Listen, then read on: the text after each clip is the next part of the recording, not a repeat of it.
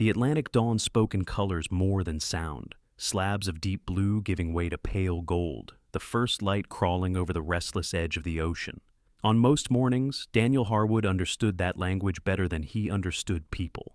He sat on the weather-beaten back steps of his small cedar shingle cottage, hands wrapped around a chipped navy mug. The coffee inside was black and strong enough to wake the dead, or at least keep the ghosts at arm's length for a little while. The salt-heavy breeze tugged at his faded hoodie, carrying in the distant crash of waves against the Outer Banks shoreline and the faint metallic clank of rigging from the marina a mile away. Beside him lay the only creature who shared his exile from the rest of the world, Ranger. The German shepherd's coat was a dark sable, almost black along his back, lighter toward his legs and muzzle. A faint white streak cut through the fur on his chest like someone had brushed him with frost and forgotten to finish the job. His ears were tall, alert, even when he seemed relaxed. His amber eyes tracked everything: the flight of a gull, the rustle of marsh grass, the way Dan's fingers trembled just a little when he set his mug down. Ranger had once been a bomb detection dog with the Marines. Dan had been his handler. Now they were both retired, not by choice.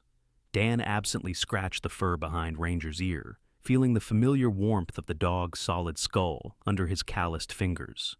A faint scar bisected Ranger's left ear, a pale line from shrapnel that had ended both of their careers in one bright, screaming instant somewhere far from North Carolina.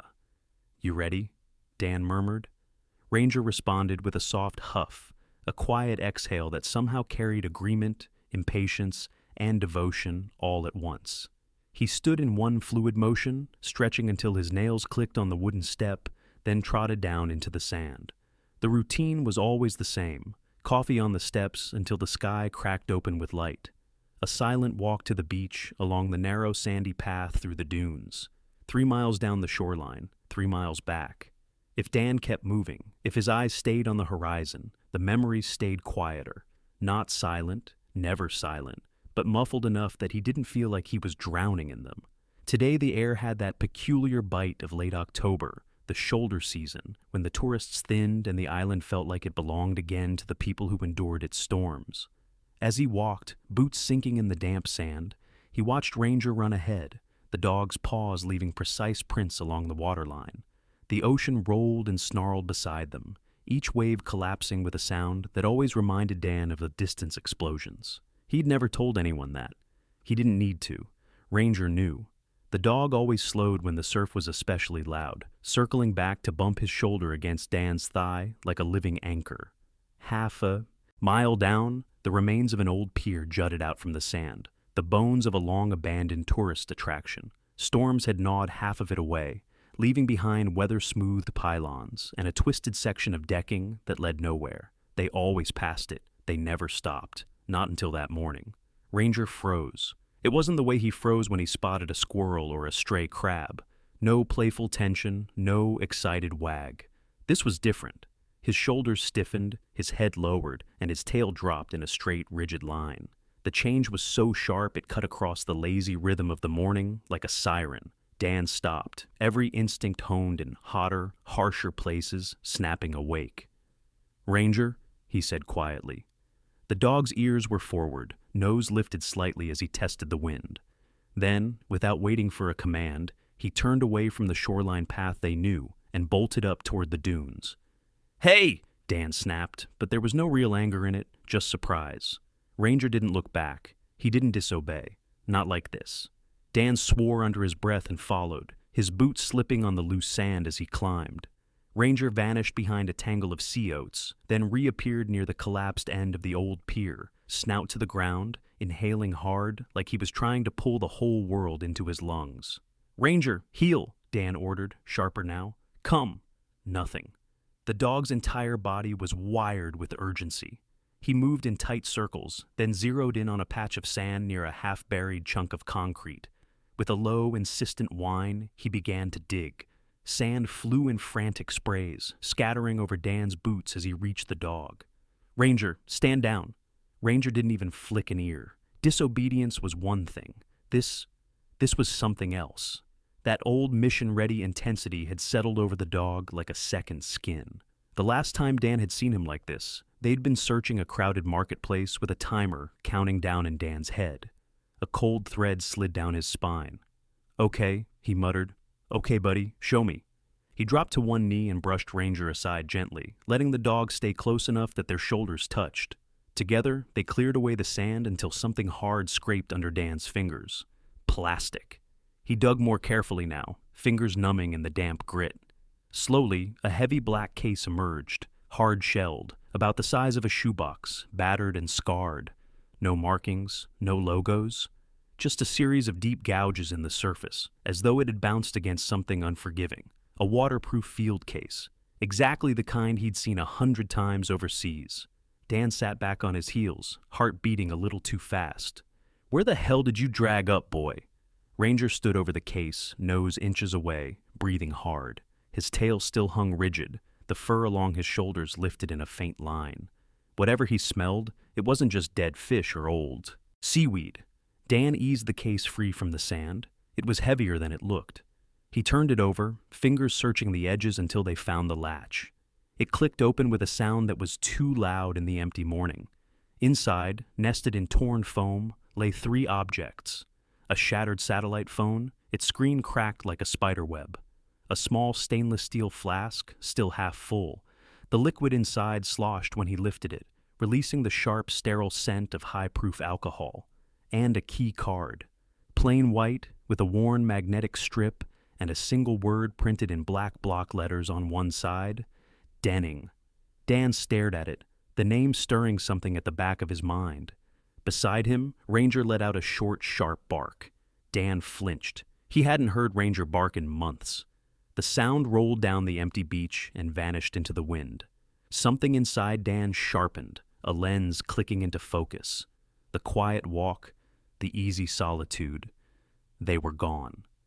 In their place was a familiar sensation he hadn't felt in a long time. Mission. "Okay," he whispered, more to himself than to the dog. "Okay, we're doing this." He snapped the case shut, slid it under one arm, and touched 2 fingers briefly to Ranger's collar, the old side-of-neck tap that used to mean good work. Stay close. Ranger's tail flicked once, a barely there motion. His eyes never left the battered case. As they made their way back along the beach, the rising sun threw long shadows ahead of them. Dan's mind was already scanning, cataloging, sorting. Denning.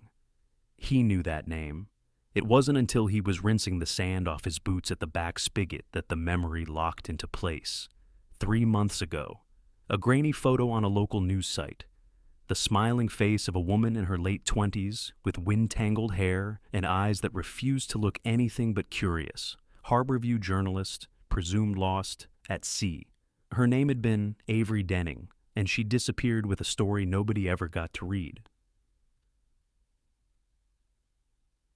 The Harborside Sheriff's Office smelled like burnt coffee, old paperwork, and a hint of fried seafood from the diner across the street. The fluorescent lights hummed overhead, filling the small front lobby with an institutional kind of tiredness. Sheriff Carla Monroe wore that same tiredness like armor. She was in her mid-40s, with cropped curly hair the color of steel wool and a face carved by years of salt wind and stubborn choices. Her uniform fit like she'd grown into it and never taken it off. She'd been the Outer Banks County Sheriff for nearly a decade, and she knew every inch of the shore like some people knew the creases in their palms. Right now, that face was schooled into professional neutrality as she stared at the case on her desk. "You just found it," she said slowly. "Buried in the dunes." "Ranger found it," Dan corrected. He stood on the other side of the desk, hands braced on the back of a chair. He hadn't bothered to sit in. Ranger lay at his feet, head up, gaze flicking between the sheriff and the closed case. Carla's eyes moved from the dog to the case and back again. "And you decided to bring it to me instead of prying into it yourself?" "I opened it enough to make sure it wasn't an active hazard," Dan said. "No electronics, nothing volatile, just what you see." He paused. The key card was on top, like someone wanted whoever found it to read the name first. The sheriff exhaled slowly through her nose. "Avery Denning," she murmured. "So you remember her," Dan said. Carla shot him a look that was half weary, half warning. "She was in my office every other week. she said dryly, either asking for comment or arguing that we were missing some pattern that only she could see. Hard to forget that kind of persistence. She was digging into something when she disappeared. Dan wasn't asking. Carla's jaw tightened. She was obsessed with the ferry explosion, she said. The Star of Beaufort, 3 years ago, tourist season.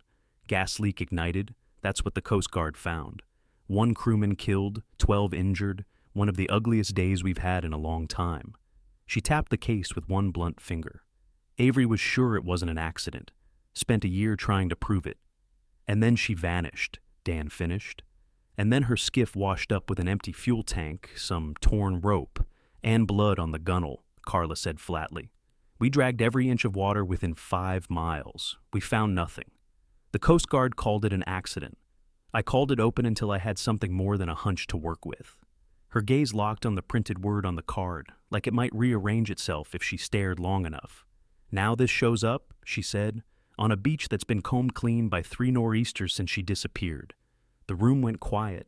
Dan could hear the faint ticking of the wall clock, the muffled voices from dispatch down the hall, the soft rhythm of Rangers breathing. You think someone put it there recently? He said. I think the ocean doesn't bury things in neat little cases in the shadow of an old pier, Carla replied. And I think your dog doesn't go into full alert for a random piece of trash. Her gaze slid to Ranger again. Ranger watched her back, unblinking. You still keep up his training? She asked. Track and scent, yeah, Dan said. Explosives work. Not so much. The fireworks around here were doing enough damage without that in his head. He hesitated. But he still alerts when something smells wrong to him. Old habits. Something smelled wrong about that case, Carla said quietly. Yes. Carla leaned back in her chair, studying Dan with the wary familiarity of someone who had known him in a different life. Before he'd bought the little cottage at the end of Sandpiper Lane. Before, he'd gone from being the town's proud returning Marine to its reclusive oddity. You could have ignored it, she said, kicked some sand back over it and kept walking. I tried, Dan said. He didn't elaborate. He didn't need to. Ranger had made sure the choice wasn't his to make. Carla ran a hand over her face, then reached for the phone. Sit, she ordered, pointing at the chair. Dan sat. Ranger laid his head across Dan's boot, a warm, grounding weight.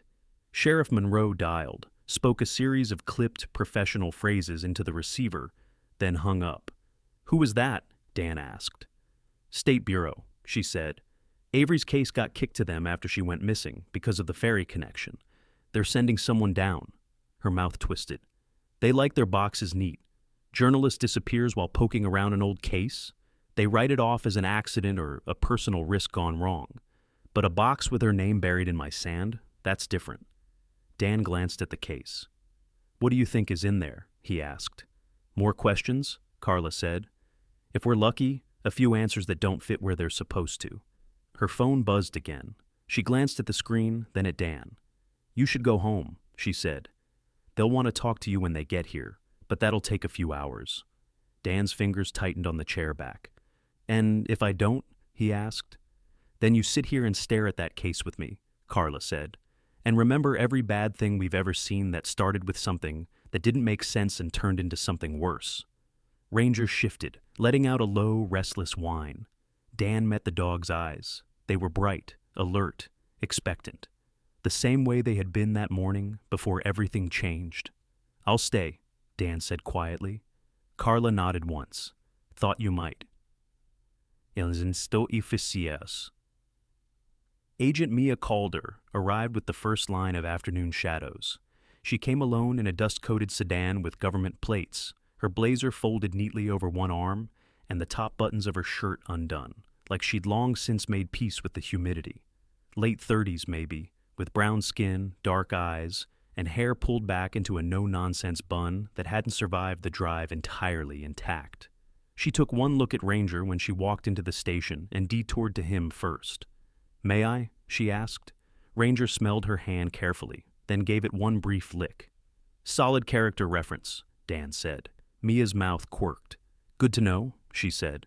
Agent Mia Calder, North Carolina SBI. You must be Mr. Harwood. Dan, he said. Sheriff Monroe tells me you found something that belongs to a woman I've been trying to stop thinking about for 3 months, she said. Her eyes went to the case as Carla opened it. She didn't move for a moment. Then she picked up the key, card between thumb and forefinger, reading the printed name like it might vanish if she blinked. Avery Denning, she murmured. Of all the ways you could call for help, burying a message in the sand months after you disappear would not have made my top 10. Could it have been planted right after she vanished? Carla asked. Storms only just shifted the sand enough for Ranger to find it? Mia shook her head. The case is scuffed but not eroded, she said. No salt incrustation around the latch. And the phone? She lifted the shattered sat phone, turning it to the light. Batteries swollen, but not corroded. This hasn't been soaking in seawater for long. A month, maybe less. So someone had Avery's gear all this time, Dan said, and just now decided to get rid of it. Or to send it somewhere they knew people would be watching, Mia countered. Somewhere they knew you'd be walking with him. She nodded to Ranger. Dan's skin prickled. They don't know our route, he said. Don't they? Mia asked softly. You've been taking the same walk at the same time every morning for how long, Mr. Harwood? 2 years, Dan said. Then everyone in town knows your route, Carla said grimly. Every waiter at the diner who sees you pass by, every charter boat captain who knows when you come down to the marina on Thursdays, every tourist who bought a coffee and took a sunrise picture with you and Ranger in the background. Mia's gaze sharpened, but not in accusation, more like calibration. You served EOD in Afghanistan, she said. Discipline like that, routine like that. It doesn't just happen. It's survival. Used to be, Dan said. Maybe still is, she replied. She set the phone down and picked up the small flask, twisting off the cap. The sharp scent of alcohol mixed with something else, a faint, bitter undercurrent. Denatured, she said. Industrial grade, not exactly beach party booze. Equipment cleaning, Dan offered. Or accelerant, Mia said. Carla grimaced. The ferry, she said. You think Avery was right? That it was deliberate? Mia's jaw tightened. I think Avery had a talent for stumbling onto things before anyone else wanted to see them, she said, and someone may have decided she stumbled too far. Her eyes slid to Ranger again. He alerted on the case, not just found it, she confirmed. Yes, Dan said. Would he tell the difference between saltwater-soaked gear and something that's been sitting in a shed for months? She asked. Dan nodded. He reacts differently to old scents, he said. This wasn't old. It hit him like fresh explosives used to. Mia absorbed that in silence. Then she snapped the case shut. Okay, she said. Here's what we're going to do. Forensics will pick this up within the hour. They'll run every test in their toolkit. Until then, we work the only angle we've got, Avery herself. She's gone, Carla said quietly. Her story isn't, Mia replied. Reporters leave trails, interviews, notes, emails, draft files. She was working this thing from angles we may not even see yet. Somewhere in that mess is a line that runs straight from that ferry to this box.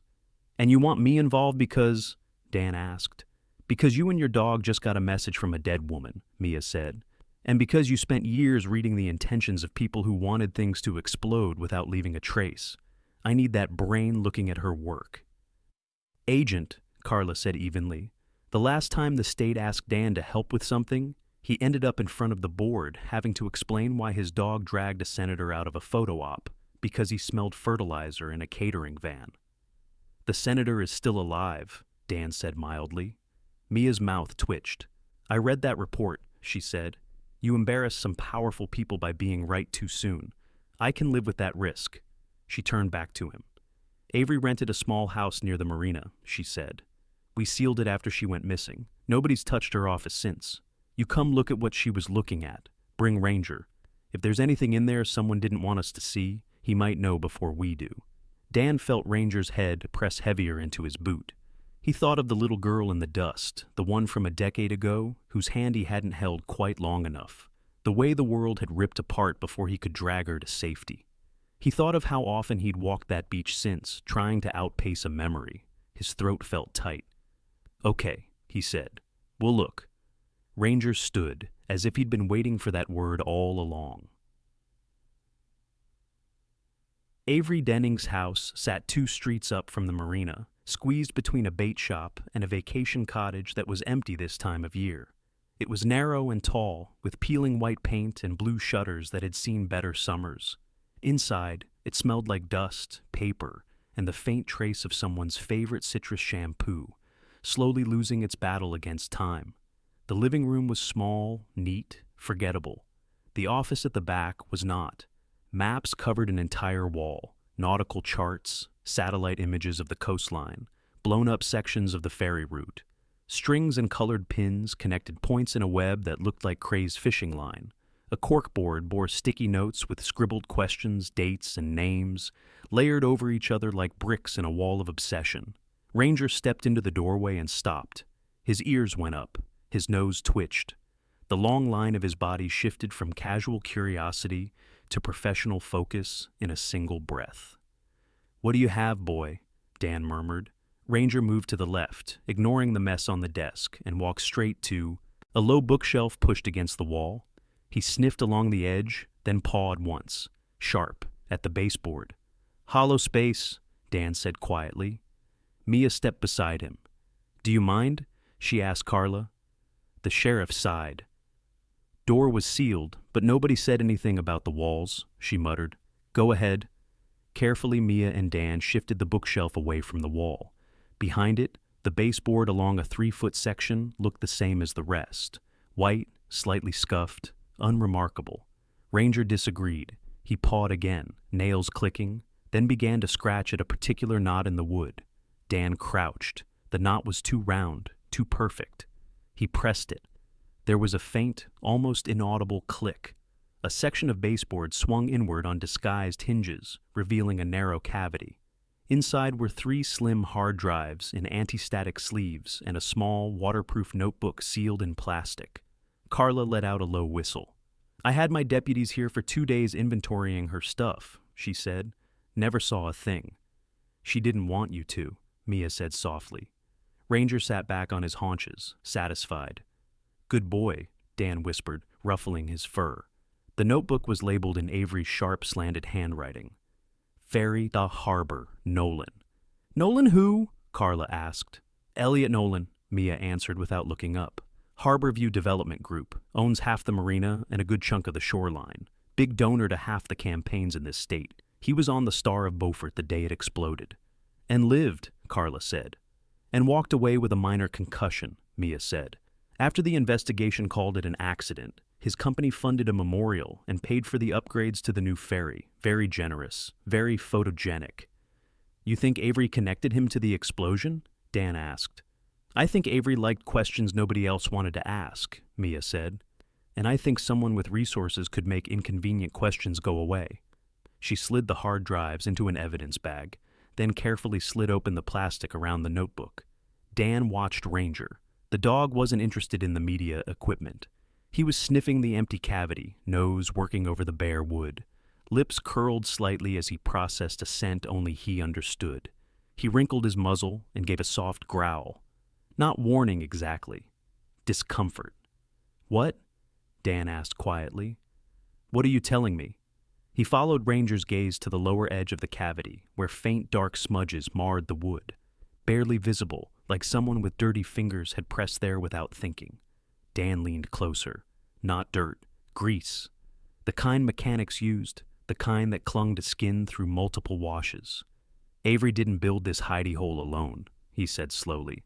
"She had help from someone who works with their hands, someone she trusted enough to show her secret stash." Mia's pen paused over the first page of the notebook. "Or someone she thought she was using without realizing they were using her right back," she said. The first pages of the notebook were dense with cramped writing, dates, names, fragments of overheard conversations. But one phrase appeared over and over, underlined in red. "Slip 14, after hours." "What's slip 14?" Dan asked. "Back corner of the marina," Carla said. "Private slot, belongs to Nolan's company. They park their inspection boat there." "Or something they don't want on the main dock," Mia murmured. She flipped further into the notebook. The later entries were less organized, more frantic. She found the last dated entry and read it aloud. "July 12th, she said. "He's using the old ferry routes as cover. Patterns repeat. Same nights, same tides. Slip 14 is the key. If I can get a clear shot of the cargo, I can prove it. Meeting source tonight. If I'm right, this blows Nolan wide open. If I'm wrong..." Her voice trailed off. The rest of the line had been scratched out so hard the paper tore. Dan felt the air in the small office thicken. "Slip 14, he repeated. "That's where this started." "And maybe where it never really ended," Mia said. "If Nolan's using that dock for more than public tours, it gives us a physical target to look at instead of chasing ghosts." 3 months late, Carla said bitterly. "If we'd had this then..." "You had a missing person and a destroyed skiff," Mia cut in. "You didn't have this. Blaming yourself now doesn't help her." Ranger shifted, moving closer to the maps on the wall. His nose traced along a section of the harbor chart, then stopped where a narrow blue channel branched off from the main ferry route and wound behind a spit of undeveloped land. "Back channel," Carla said. "Shallow, tricky. Locals use it to avoid the main traffic on busy days. Tourists don't know it exists." Ranger's nails clicked on the map as he pawed once, then turned to look at Dan. "You want us to follow the back way," Dan murmured. Mia's eyes narrowed. "We can't just march down to Nolan's dock and start poking around," she said. "He has lawyers on speed dial. We need probable cause." "You have a dead journalist's hidden notebook and a mysterious box with her name on it," Carla said. "That's a pretty good start." "It's not enough for a warrant," Mia said. "Not if we want this to stick." "Then don't start at his dock," Dan said. Both women turned to him. "Follow the pattern she saw," he said, nodding to the charts. "Look at the old ferry routes and the dates of the accidents and near misses in the harbor. If Nolan's using those times and tides, he's using the same blind spots the ferry did. And if he's moving something illegal," Mia said slowly, "he's not unloading it at the main pier under the security cameras. He's slipping it somewhere. The harbor master doesn't watch as closely." Carla frowned at the chart. "There's only one place you could do that without someone noticing," she said. She tapped the narrow blue channel Ranger had flagged. "The old Coast Guard boathouse up the back channel. We mothballed it 5 years ago when the new station opened. No power, no cameras. Roof's half caved in. Kids break in sometimes to drink, but that's about it. An abandoned boathouse with water access and no oversight," Mia said. "Perfect place to stage something before moving it." Dan felt that old familiar click again, pieces sliding into place. "Can we get there without going past Nolan's dock?" he asked. "By road?" Carla said. "No, by water, yes, but you're going to need someone who knows those currents better than I do." "I know someone," Dan said. He looked down at Ranger, and so does he. Cole Maddox had been born on a boat and swore he'd die on one. He captained a weather-scarred 30-foot decommissioned Coast Guard cutter named Low Tide, which now hauled tourists on dolphin watch tours in the summer and whatever paid in the off-season. Research teams, supply runs, odd jobs that skirted the edges of legality without ever quite crossing the line. He was also one of the few people on the Outer Banks that Ranger liked immediately. When Dan and Ranger stepped onto the Low Tide that evening, Cole greeted the dog before the man. "What trouble did you drag him into this time?" Cole asked, scratching Ranger's neck. "Let's say we're going sightseeing," Dan said. "Back channel, no lights, no chatter." Cole's eyebrows rose. "Sounds like my kind of date," he said. His eyes slid to Mia and Carla standing at the end of the dock. "You're bringing them?" "They're bringing us," Dan said. Mia stepped aboard with the ease of someone who'd done this before. Carla followed, less gracefully, muttering about boats being just fancy ways to fall into the water. The sun was dropping, bleeding color into the horizon. The harbor glowed, all warm oranges and bruised purples reflected in the rippling surface. Cole started the engines, their low rumble vibrating up through the deck. The Low Tide eased away from the dock and slipped into the channel like it had been born for this one particular journey. "Back channel?" Cole asked over the noise. "Straight to the old boathouse," Dan confirmed. "No lights," Mia added. "If anyone's using that place, I don't want to advertise that we're on our way." Cole grinned. "I always knew my bad habits would come in handy someday." They slid past Slip 14 as they exited the harbor. The boat currently moored there wasn't the shiny inspection craft Dan had expected. Instead, a low, nondescript fishing trawler sat in its place, paint chipped, nets piled on the deck, name half flaked off. Ranger watched it as they passed, ears stiff, nose tasting the air. "New boat," Cole said. Never seen that one before. Those nets are too clean. Either they bought it yesterday or it's doing a very good impression of a working boat. Got a name? Mia asked. Paint says Sea Wren, Cole answered. But those letters look like they used to spell something else. Can't make it out from here.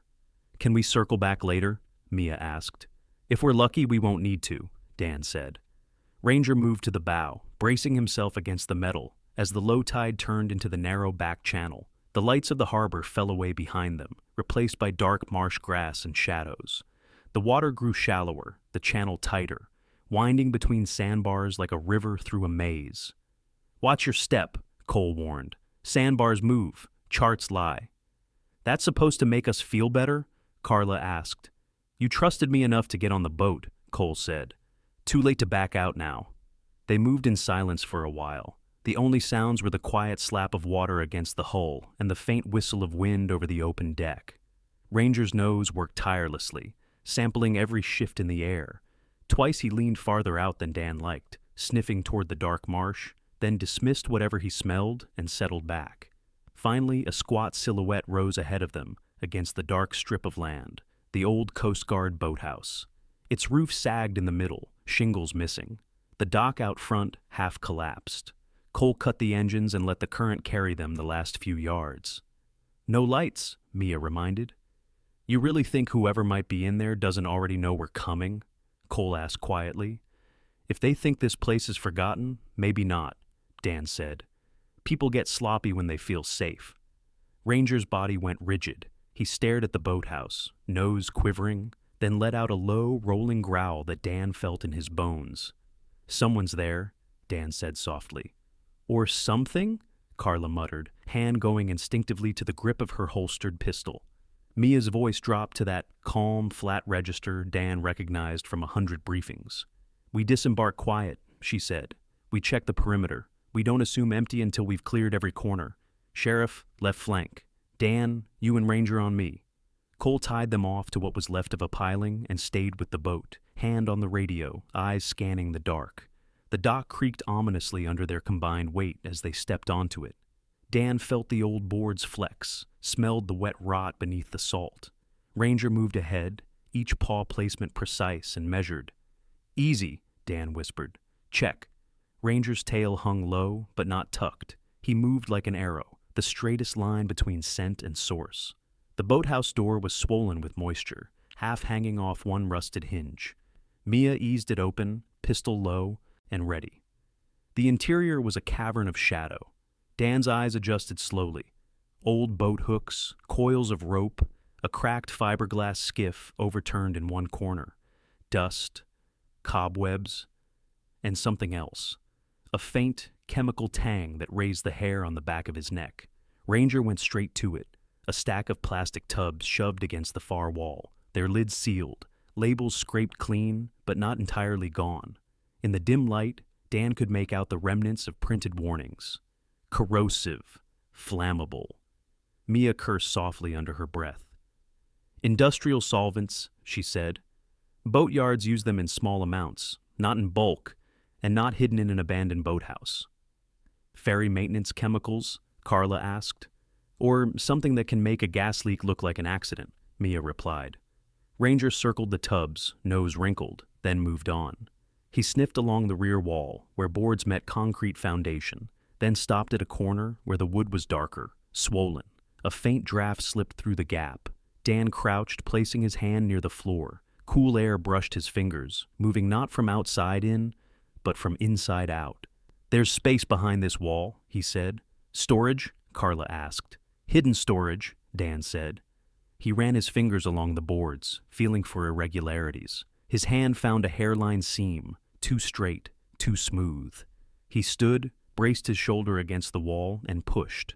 At first, nothing happened. Then, with a reluctant groan, a section of wall pivoted inward, swinging on hidden hinges.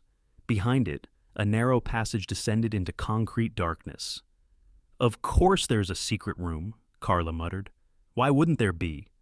Ranger whined softly, then began to descend, nails clicking on concrete. No, Dan snapped. Wait. Ranger paused, one paw lifted. Dan unclipped the small flashlight from his belt and shone it down the stairs. Concrete steps, damp and stained. At the bottom, a low room, maybe 12 by 12 feet. No windows. One bare bulb hanging from the ceiling, unlit but wired.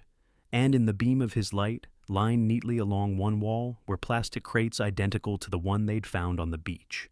4 of them, all bearing the same faint worn sticker in the upper right corner. HDG, Inventory. Harborview Development Group, Mia said. Nolan's company. A noise cut through the humming silence above them, a muffled thump from outside. Cole's voice, sharp and low, floated in. "Boat incoming! No lights!" Mia's expression hardened. "We're out of time," she said. She turned to Dan.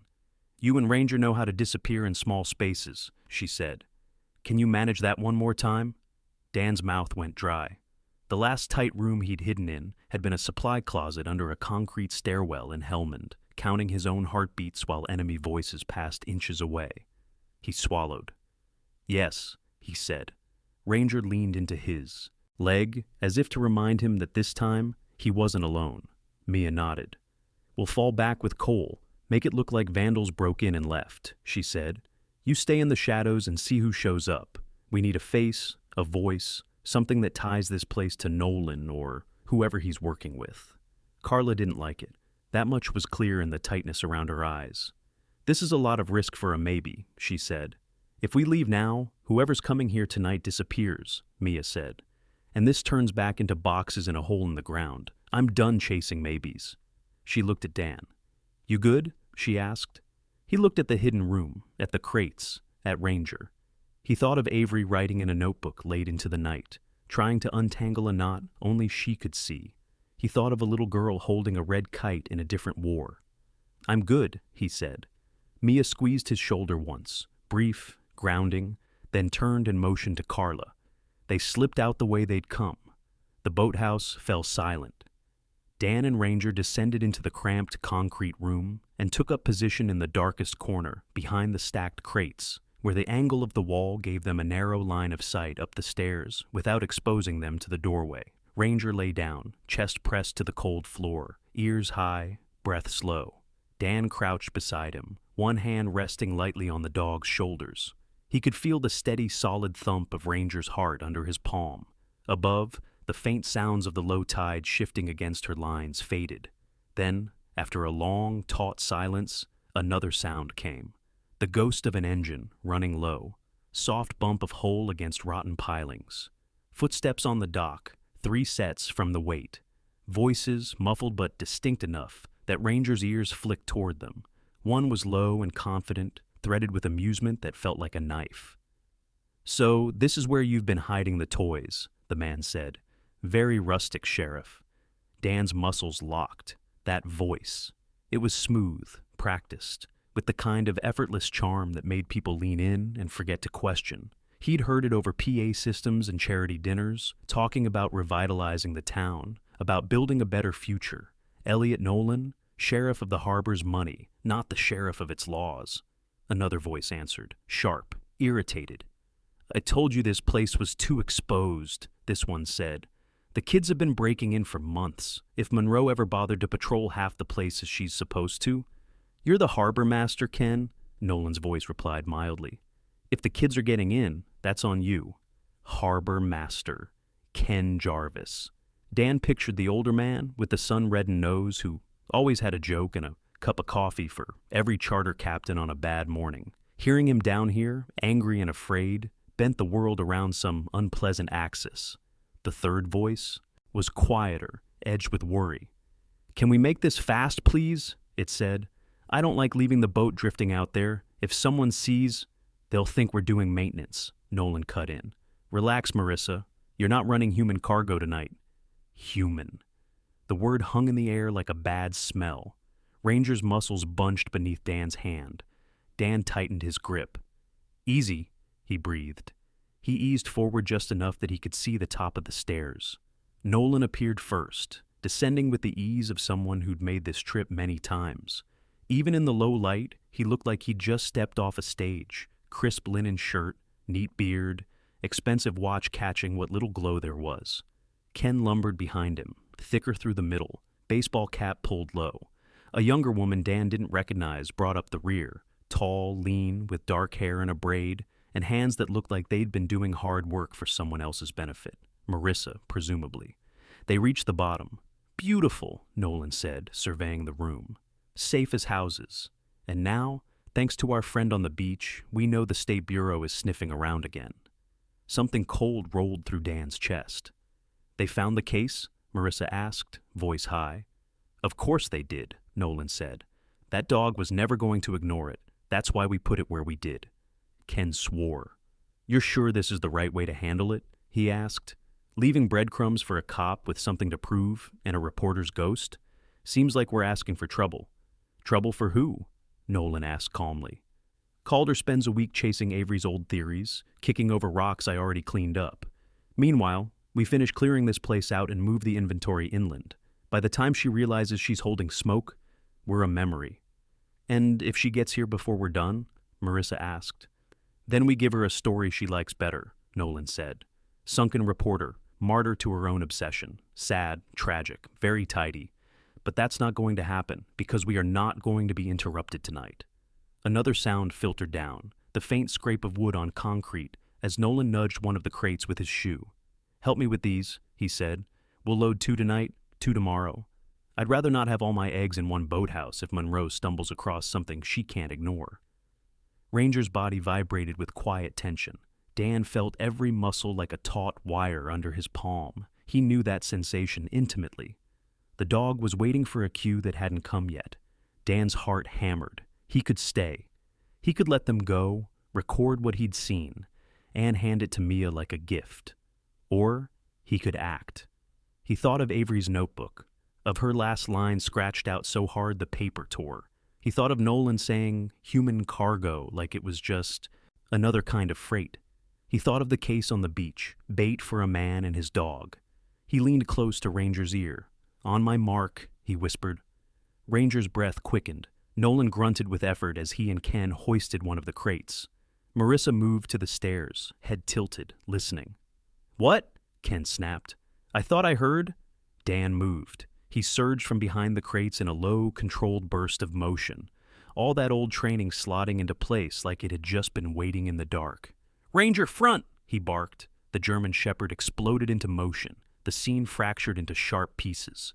Marissa yelped, stumbling back, hitting the wall. Ken went for his waistband, hand diving for something that glinted. Nolan turned, eyes widening in a rare flash of genuine surprise. Ranger hit Ken like a furry missile, teeth clamping on the man's forearm before the gun cleared its holster. Ken screamed, dropping the weapon as he went down under 100 pounds of focused fury. Nolan took a half step toward them, then froze as Dan's hand closed around the discarded pistol and leveled it at his chest. Don't, Dan said. His voice didn't sound like his own. It sounded calmer, colder. Marissa pressed herself against the wall, both hands up. You, Nolan said, recognition flickering in his eyes. You walk that dog on the beach. Yeah, Dan said, and you bury things where he walks. Above them, a shout echoed from the boathouse, a woman's voice. State Bureau, hands where I can see them. Mia, back up. Nolan's lips curled. You tipped them off, he said. You tipped yourself off, Dan replied. You just didn't think the dog would hear it. Ranger growled low, teeth still locked on Ken's arm, not breaking skin beyond what was necessary to make the point. Footsteps thundered on the stairs. Mia appeared, gun drawn, eyes taking in the scene in a heartbeat. Drop it, Nolan, she snapped. He raised his hands slowly, exhaled through his nose like he found the whole thing mildly inconvenient. Well, he said, this is awkward? Carla appeared behind Mia, breathing harder, hand steady on her own weapon. Jarvis, she said, voice flat with disbelief. You're under arrest. Ken whimpered as Ranger tightened his bite slightly at the raised volume. Call him off, Ken begged. Jesus, get him off me? Dan gave a quiet, precise command. Hold, he said. Ranger shifted his weight, easing some pressure but not releasing the grip. His eyes never left Ken's face. Mia kept her gun on Nolan as she moved to kick the dropped weapon farther away. Carla moved to cuff Ken with minimal interference from the large, angry dog attached to him. Marissa slid down the wall, knees shaking. I just drove the boat, she whispered. "I didn't hurt anyone." "You'll get a chance to explain," Mia said. "Right now, you're part of this." As Nolan's wrists were secured, his smile never wavered. "You really think this changes anything?" he asked. "You shut down one operation and 10 more take its place. You drag my name through the mud, and I drag you through court for the next decade. We all get old and tired, and the tide washes everything clean in the end." "Maybe," Mia said. "But tonight, you go to a concrete box and you stay there while we pull apart every inch of your life. And we see how much of you is left after the tide goes out," Dan added. For the first time, a crack appeared in Nolan's composure. "I didn't kill the girl," he said suddenly. The words were out too fast, too defensive. "You're going to want a lawyer before you finish that sentence," Mia said. Nolan shut his mouth, but something in his eyes shifted. Something that didn't look like the smug man on the campaign posters. It looked like fear. Dan exchanged a quick look with Mia. "That girl," he said quietly. "Avery?" Nolan's jaw clenched. "You don't get to be the hero here," he said. "No," Dan said, "but I get to bring her home, one way or another." Ranger finally released Ken's arm at a soft command, then sat between Dan and the stairs, positioning himself where he could watch everyone at once. 2 old soldiers back on watch, this time in a war that made sense.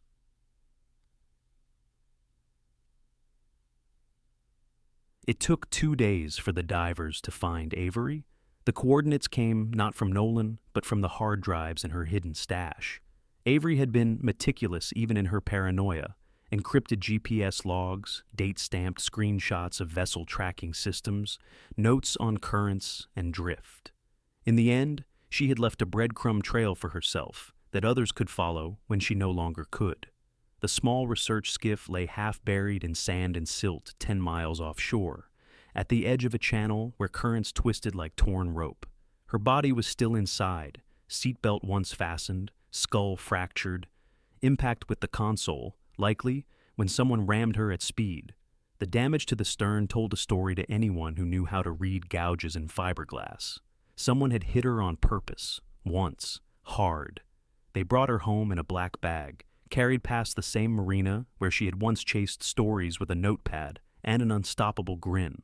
The town's grief was a low, steady thing, not the explosive, bewildered kind that had followed the ferry accident.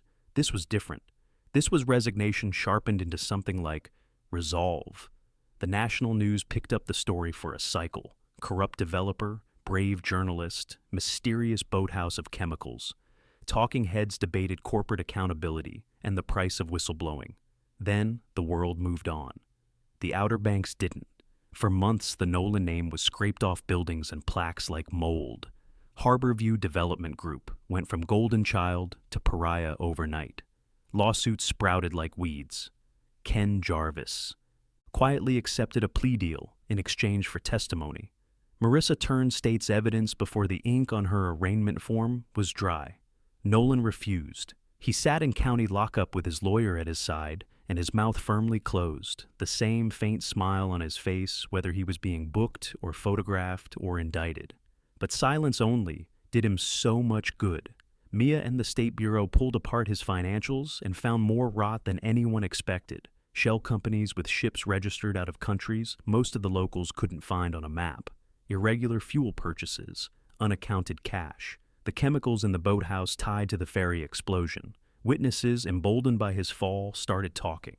Dock workers who'd been paid to see nothing. A mechanic who'd serviced the Star of Beaufort and quietly worried about a tampered gas line. A junior accountant who noticed large cash movements before every accident. It was not a tidy story, but it was enough. Enough to say Avery hadn't gone into the water alone. Enough to call it murder. Enough to put Nolan on a path that ended with a life sentence and no view of the ocean. In the aftermath, there were ceremonies. There were always ceremonies. Avery's parents flew in from Ohio.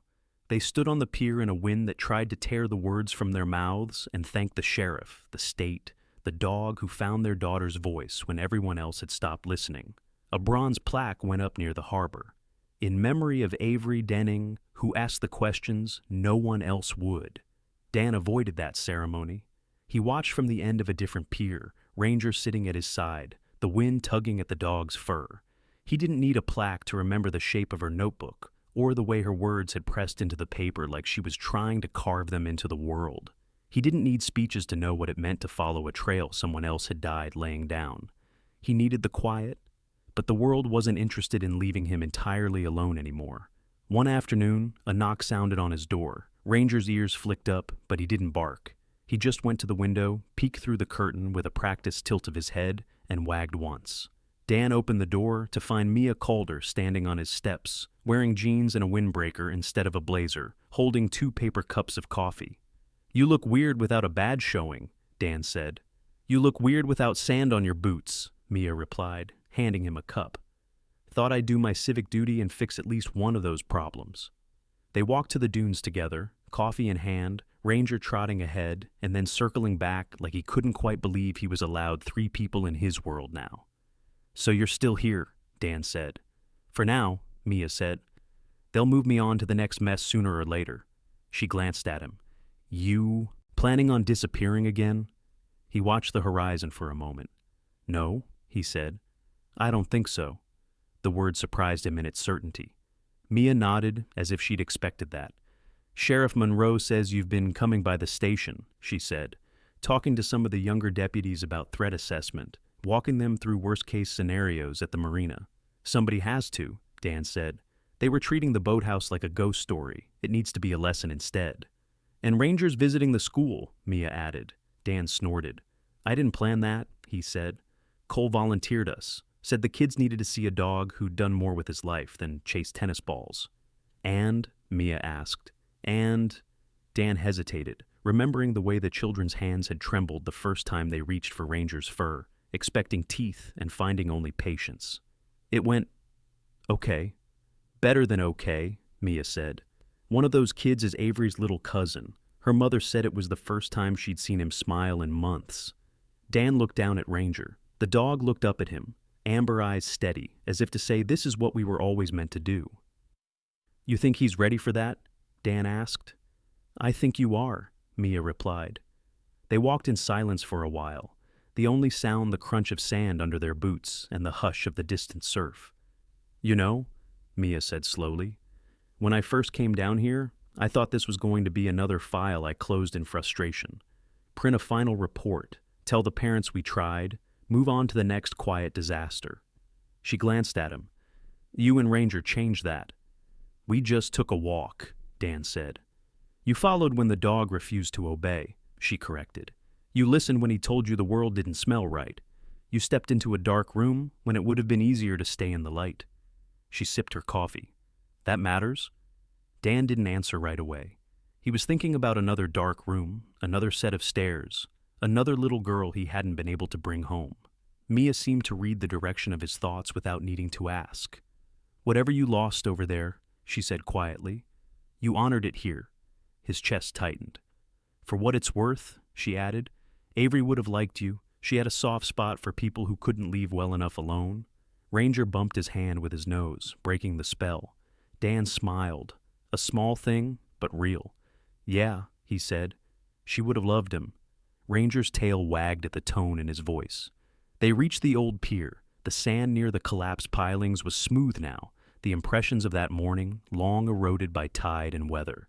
No sign of a case, no mark of a dog's frantic paws. If you didn't know the story, it was just another stretch of beach. Dan set his coffee down on the sand for a moment and rested his hand on Ranger's head. "Good work, soldier," he said softly. Ranger leaned into the touch, eyes half closing. The ocean crashed and shushed and whispered as it always had, indifferent and eternal. But for the first time in a very long time, the sound didn't feel like distant artillery to Dan. It just sounded like waves. Months later, on a chilly spring morning, the town gathered again.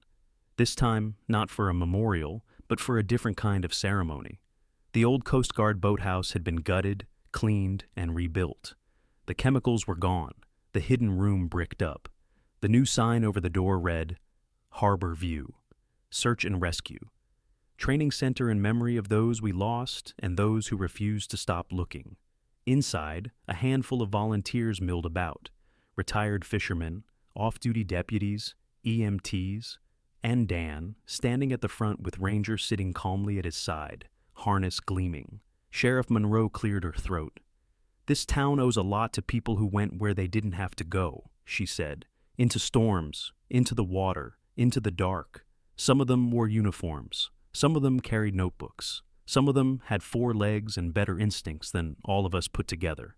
A soft ripple of laughter moved through the room. "We can't change what happened here," she continued, "but we can damn sure be better prepared next time. For storms, for accidents, for the kind of men who think they can treat this place like their personal chessboard." She gestured to Dan and Ranger. "And thanks to this particular team," she said, "we have a chance to train the next generation a little better." Dan cleared his throat, suddenly aware of every eye on him. "I'm not a speech person," he said. "So, I'll keep this short." He looked down at Ranger. "When I brought him home, I thought we were done," he said. "I thought the world had taken everything useful from us, and all we had left was the part where we tried not to scare people in the grocery store." A few people smiled, knowingly. "I was wrong," he said.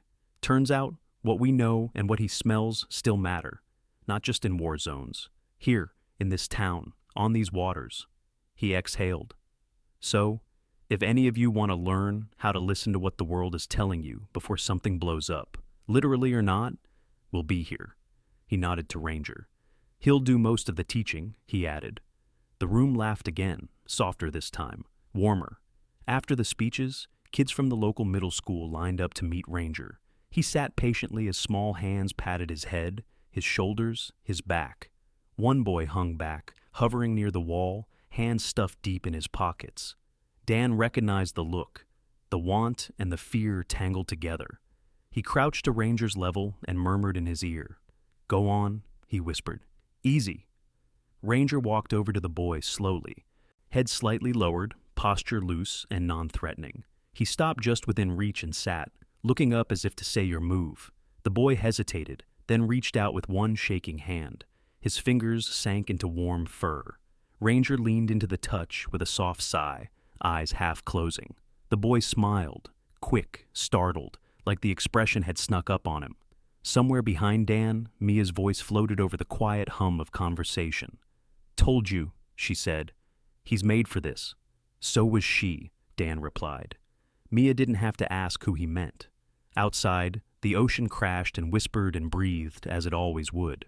Inside the boathouse, under the new lights and the fresh paint, a man and his dog stood at the center of a small, growing circle of people who had decided that looking away wasn't an option anymore. They were 2 old soldiers with new orders.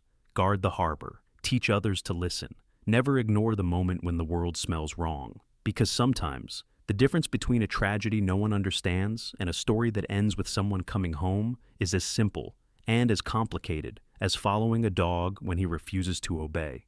And trusting that, in the long, patient battle to pull light out of dark water, loyalty on 4 legs might be the sharpest weapon you have.